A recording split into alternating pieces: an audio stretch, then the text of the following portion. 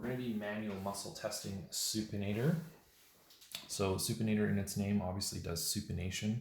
So as we are performing supination of the radial ulnar joints, so we're going to start with our person in a pronated position.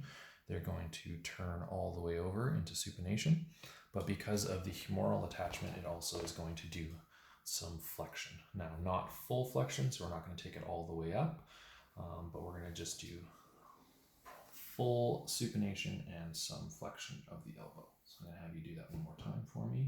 Go ahead. Excellent.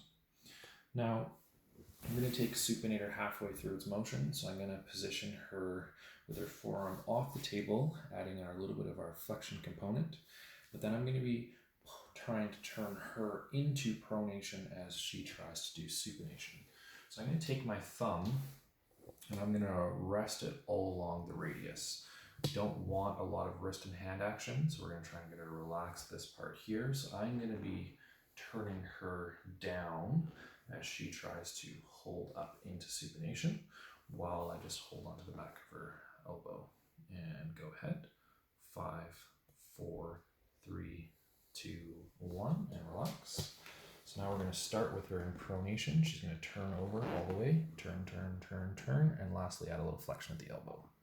Good. Let's do that one more time, just for fluid's sake. Turn all the way over, turn, turn, good, and up. Excellent. So that will be the active, break, and concentric for supinator. The last part that we're going to go through is a length position. It did elbow flexion, so we are going to hold her into elbow extension. And it did supination of the radial ulnar joints.